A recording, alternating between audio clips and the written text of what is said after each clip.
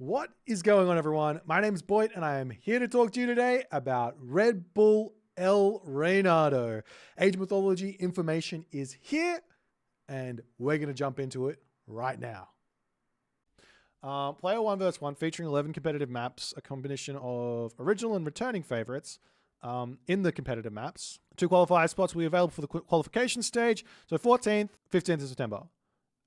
Featuring an intense single elimination stage featuring a $10,000 prize pool. So and then the castle is on the 3rd of the 6th. There is actually a schedule. I believe Retold is on the 6th. Okay, event coverage. So EGC TV is going to be covering the event. We're going to be watching EGC TV qualify, but you don't actually just have to watch them. There's also going to be players being able to stream their own perspectives following the tournament themselves. So there's going to be a lot of different Twitch streams to watch during the coverage, but EGC TV is going to be doing their thing. They do a great job covering Age of Empires 4, and I'm sure they're going to be able to translate that in to Mythology, to Retold, and make it look really, really good. So I'm excited to see what they can bring and what level they can of production and excitement they can bring around the event.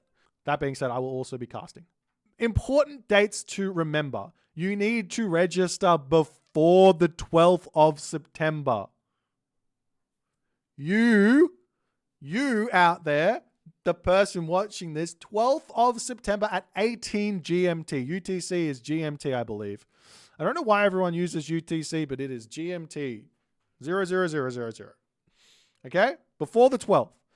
The seedings are locked on the 13th at 16 UTC. So if you're vying for a specific seed in this tournament, then 13th of September, 16 GMT. That is midnight for me on the 13th. Okay? For those of you who care. Check-in is at 14th, so you have to be awake and ready to go before 12:30 GMT. You need to be checked in. Don't get admin disqualified because you haven't played in a proper tournament before. All right? Don't get admin disqualified. Check in. This is, look, it says it's important. Look, it's important. Okay, so the bracket releases at 12:45 and then the games start at 13 GMT. Okay?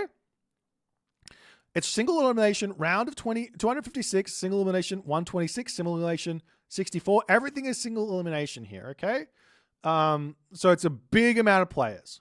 That's really cool. And then it goes over 2 days. All right, so event format, 2 winners or two qualification winners here. Scrolling down, tournament visualization. Okay, so this is what's going to happen. You have your round of 256, you have your round of 128, you have your round of 64, and then the bracket splits up as so. There is no finals on this day. There is no overall winner. There is just a qualifier. So if you're on the left side of the bracket or you're on the right side of the bracket, there will be one winner in that. So technically 2 finals here, so to speak, to decide who gets to go to the castle.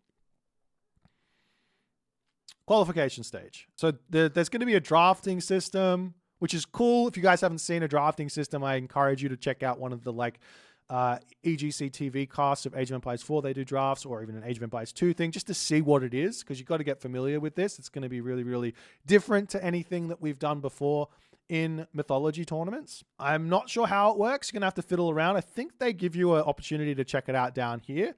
So you're going to have to fiddle around with that when you can. Okay, so round of 256 is going to start at 13 GMT on the map Blue Lagoon. Everyone is playing a best of 1 in the round of 256. So let's just say that there could be some really significant upsets in this round. Anybody can lose a best of 1. So don't lose the best of 1 is my best advice here. Now, if there is 256 players or not remains to be seen. I'm hoping there is, but we'll have to wait and see. And then after that, you get a best of 3 from the round of 128 to 32 to 16. So this is all on the first day. So lots of best of 3s up until the round of 16. Round of 16, you get a best of 5. 15th of September, some games of the day will to be played concurrently and subsequently all times except for the first round of the day are estimates, and players may need to play prior to or after these times. So don't pull a chemo. Don't finish your game, go AFK for an hour and come back expecting that you're not going to be disqualified. Be around. Be a part of the day, okay? Be ready to play at the drop of a coin so that the event can continue along. I do not think that anyone behind the scenes cares about you personally. In the nicest way said possibly, they want the games to be played first and foremost. So be there for the games. Don't AFK. You can go and get a coffee, but have your meal prep ready for the day. Don't leave the house to go and get Macca's, McDonald's, and then come back and be like, I was gone for just an hour. And it's like, no, you're here to play. Be there, okay? Okay, so second day, round of 8 is still going to be best of 5, and then the round of 4 is going to be best of 7. Decider drafting. For the best of 7 deciding series, players will perform the God drafts twice. I'm not exactly sure what that means. Does that mean you can pick the same God twice in the series? I'm not sure. Initially before the first game and then after the 4th game. So there's a lot of strategy that's going to have to go into this. So you really have to, if you're going to get to this stage, I would definitely encourage you studying how these God drafts work, because you guys know how important God matchups are in Age of Mythology. So understanding how this God draft works at a level higher than your opponent is already going to be an advantage going into a game. So don't be the guy who doesn't know how this stuff works going into it, all right? Participation, you can actually register inside of this document. You can find this document. Wait, hold on. Can I just link it? I can. I'll just link it here. And then you can also join the Discord server. So you want to do both.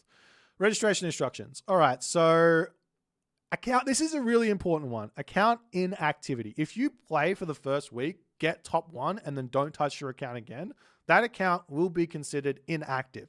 So basically, in other words, point sitting is not allowed. You're not allowed to point sit and expect to get a seed in this tournament. Okay? Registration guidelines. Participants accept. Okay, this is all just rules and stuff.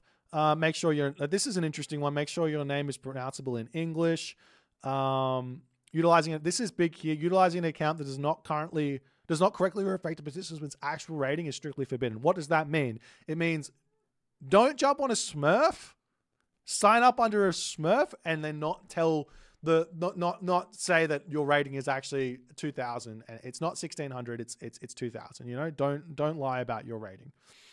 And I'm sure all of this stuff is going to be very, very seriously looked into. Like, as much as I'd love to say a 1600 Smurf is going to make the top 2, it's just not going to happen. There's only going to be the best players who are going to get to the end of this tournament. It might not be the best player given the tournament format, but it's going to be one of the best players.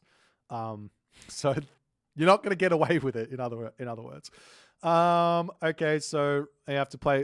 This game is on Age of Mythology Retold. Just in case you guys didn't realize, it's not on the Titans. It's not on EE. All right.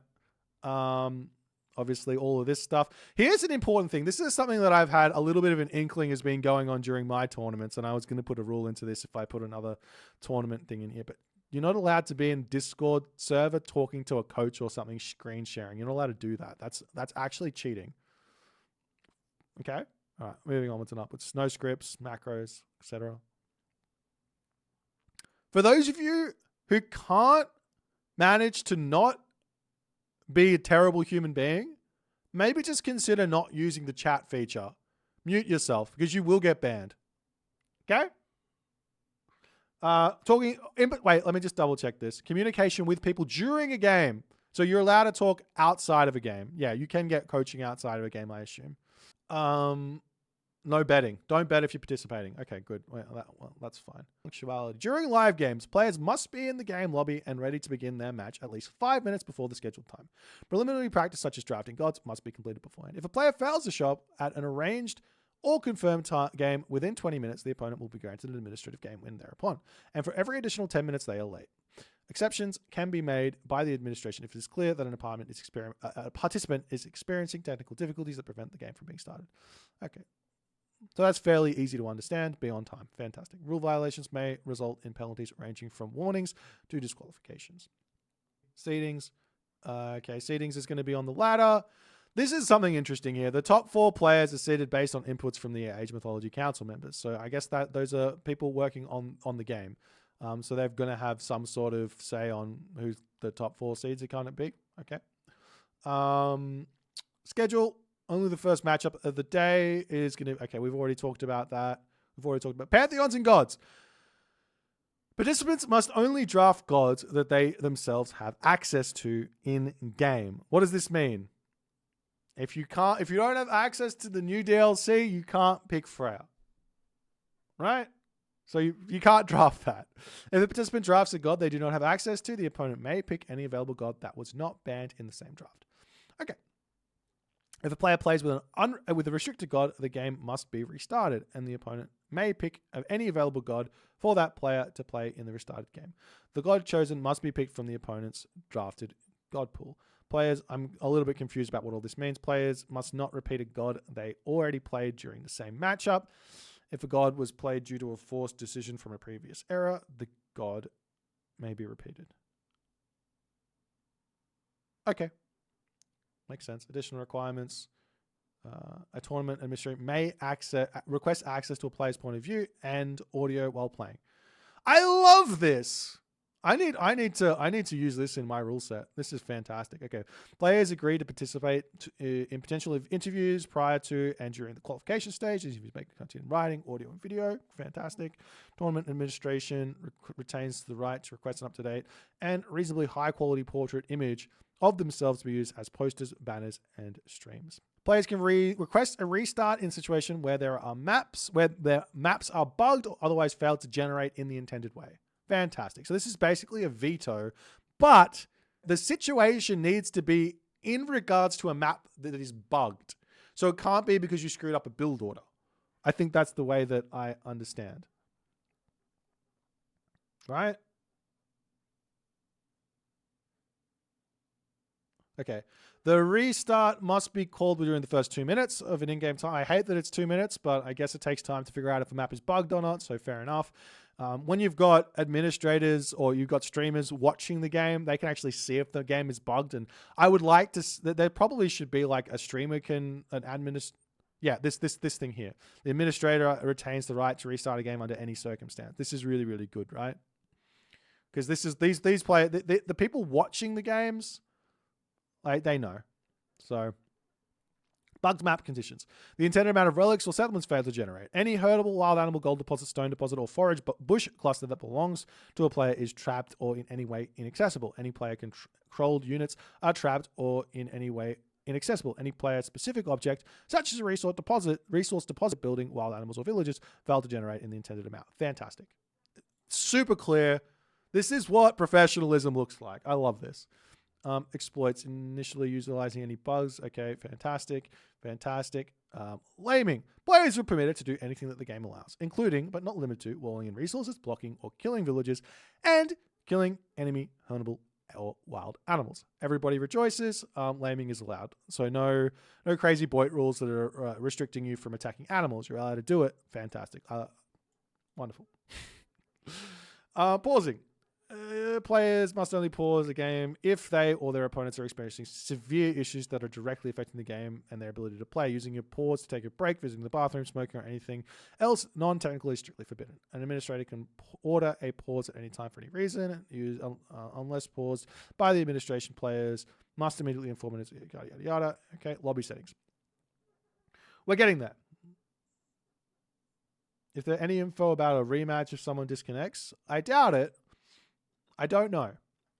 Hopefully there is an ability to do that. Okay. Players must, to the best of their ability, work together to find a game server that benefits them both equally. Okay, fantastic. If the players cannot agree on a server to play on, they may flip a coin for the first game and alternate between their preferred servers going forward. I think that what you should do is both players should screenshot their server list before the tournament and send that to the administrators, and basically they should have to play on the server that, if there's a dispute, they should have to play on the server that is approximately equal in ping to each other. But this is also a completely fair and reasonable way to go forward, but it is what it is. Okay, a spectator delay of at least 3 minutes must be used. Wonderful. Love that. In-game lobby, all parties are equally responsible for ensuring the lobby settings. Okay, player count, yada, yada, yada. Allow Titans, lock teams. Villager priority is on. Wow, you can use villager priority in this tournament. It's going to be really helpful. Maps. Okay, here we go. Now we get to talk about the maps. Okay, we got Alfheim. Everyone knows Alfheim. Everyone loves Alfheim. It's a fantastic map. It's going to be fun. You know what that is. Blue Lagoon, Serene Beauty. Okay, we know Blue Lagoon. Blue Lagoon is like the most standard Age of Mythology map. Elysium. This is one of the new maps here. Basically, you have gold mines that get surrounded by some water, and you get some town centers. You get a whole bunch of relics around the map. Fantastic. Ghost Lake. This map here, we know this one very well and good. Everyone understands this map. It's a very fun map to play on. We've got Gold Rush here.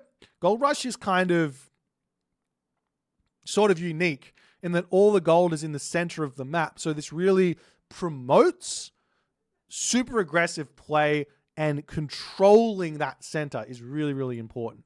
Okay, so we've got Kurlauga is another new map, and from the looks of it, it looks like it's an Anatolia variant, but there is like town centers on the outsides. 2 winding rivers cut through the snowy tundra, offering vital transport routes and strategic choke points. Control of these waterways will dictate the flow of battle. So controlling the water is kind of important. Can I zoom in a little bit more onto this? I can't exactly tell what else is going on here, but this will be a fun map to play on, I think. Okay, Marsh here. We all know what Marsh is. Mediterranean. We all know what Mediterranean is. Megalopolis. Allies begin in close proximity, sharing a formidable defensive position. Expanding outwards and securing additional resources will be vital for long-term success. Take a look at this. We've got 1 town center, 2 town centers, boom. 3 town center. There's an uneven amount of town centers in this game. So there is like a really weird little thing there. And we've got Mirage here. This map here, we know what this one is from Champions League. It's got backfish, and it's very, very aggressive. So it should result in some very aggressive games. All the gold mines are kind of forward. So it's kind of challenging to secure those. If you decide to go for a tech play, you're probably going to lose to an aggressive play, I guess, here. Savannah, super open. All right, payout. Prize distribution. The total prize pool allocated to the players, its qualification stage 10,000, and is distributed to the players in the order shown in the table below. Okay. This is sick. If you come 3rd or 4th, you walk away with $1,400. If you come 5th to 8th, you walk away with $700. 9th to 16th, $300. That's a good little salary for a day's work. That's fucking awesome. Content creation. Redbull offers open streaming and free use for the tournament resources under the condition that the requirements below are wholly accepted and followed. Furthermore, before being allowed to broadcast or otherwise use the content provided, it is necessary to register as a content creator using the button below. Okay, broadcasting. The tournament logo must be visible at all times while broadcasting the qualification stage. If you want to cast, you need the logo. The title of the stream must contain the words Redbull, Wololo, El Renedo. Players are allowed to stream their point of view. A stream delay of at least 2 minutes is mandatory. External information that could give players an unfair advantage must not be visible to the player while in game. Okay. And they have a little Redbull content creation pool. Lovely. And there's been no changes yet. And if you've got any questions that you think went unanswered in this one, do leave them down in the comment section below. Hit the subscribe button, and I'll see you guys in the next one.